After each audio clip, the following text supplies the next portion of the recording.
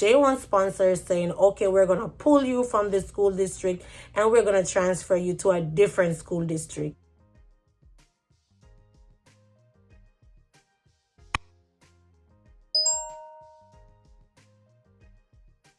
Hey guys, and welcome back to my channel.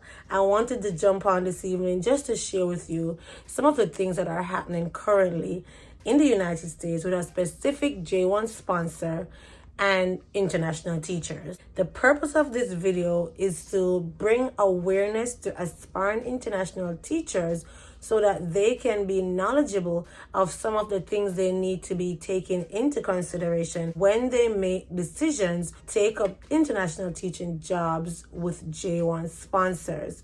I must say before I even go into the video that I, for one, support J1 visa. I've said this before and I'll continue saying it. I support J1 visa and I also support H1B visa. I am not somebody who looks down or frown up on the J1 visa. It is an effective visa which has allowed a lot of teachers to explore international teaching in the United States. So what I want you to be aware of is that some program sponsors are more flexible than others, while some rule with it. So what is happening right now is that a specific J1 sponsor is pulling their teachers that they send to certain school districts because of a specific reason.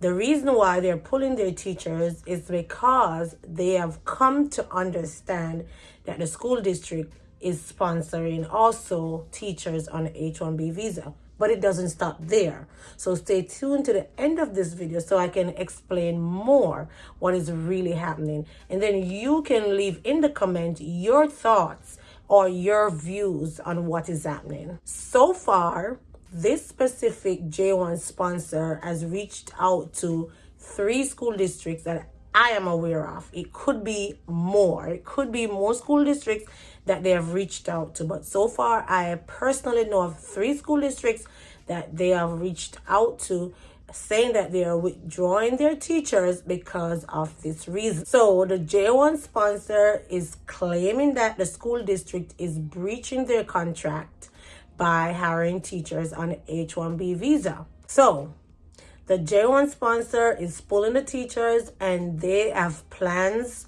on their next steps for the teachers. We will go in depth with that, what their plans are for their teachers.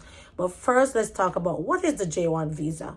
As I have shared on this platform, the J1 visa is a cultural exchange visa which allows teachers to work in the United States for 3 years and with a possibility of extending that visa for 2 years. However, after you have finished working on a J1 visa, if you have that 2-year residency rule on the visa, it is required that you go back home for 2 years, share your experiences with your home country, and then you can return on a J1 visa if you deem so. In addition to that, there is a waiver that you can apply for, which would allow you not to go back home, basically taking off that 2-year residency rule. So what I'm trying to say is that waiving the visa and waiving that 2-year residency rule off of it, it is not illegal. It is not illegal. That's something that is allowed in the United States. However, this specific sponsor, and I'm not just going to say this specific sponsor because there are other J1 sponsors who are having issues when teachers apply for waivers. The greatest concern that the J1 sponsor is saying they're having an issue with is that the school districts are offering J1 teachers H1B visa. But if I can think about this, and I hope others are realizing this, when some of these J1 sponsors place teachers in school districts, they usually have a clause in their contract that say the specific school district cannot sponsor that teacher at H1B visa. Let me break that down. For example, if, for example, a J1 sponsor placed me in ABC school district, and at the end of my 5 years, I want to be transferred to an H1B visa, there's a clause in the contract that say ABC school district cannot sponsor me at H-1B visa, or else the sponsor can sue or break contract with AB school district. So from my understanding, if ABC school district is sponsoring H-1B visa, it is not teachers who were sent to their district. It might be teachers who came here in the United States on a different program and is now seeking jobs outside of completing their 5 years on a J1 visa. What is so wrong with that? What is so wrong with that is that this specific J1 sponsor saying teachers need to go home. They are saying teachers need to go home after their 5 years in the United States. So what are your thoughts on that?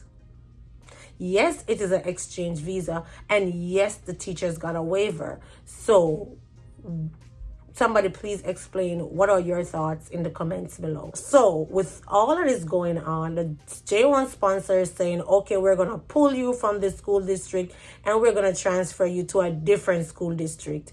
And the school districts are, they cannot really do anything, but who is taking into consideration the teachers?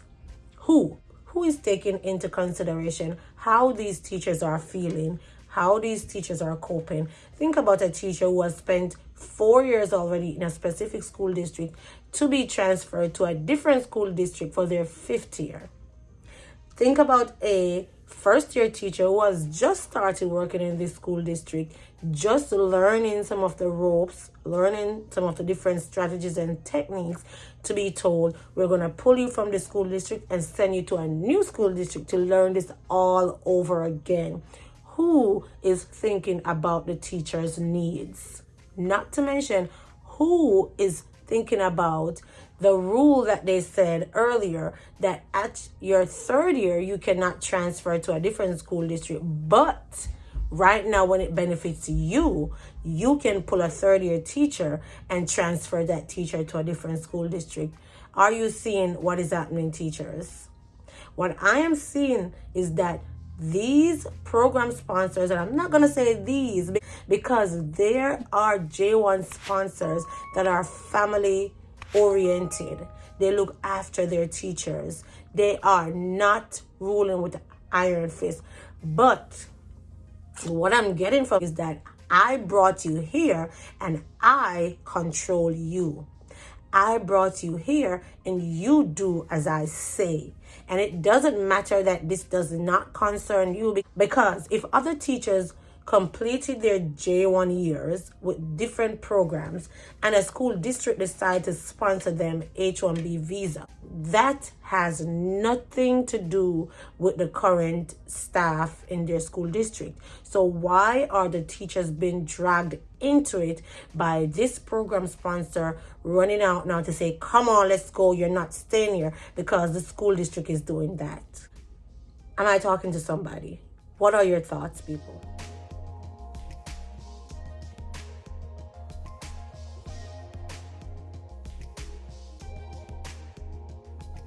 But I'm going to wrap this up now, but I will be coming back with more details as soon as there's more.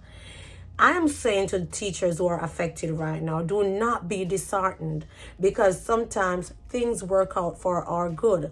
You might feel this is a bad thing right now, but you might not know how well this is going to work out for you. So take it with good grace and do what is best for you.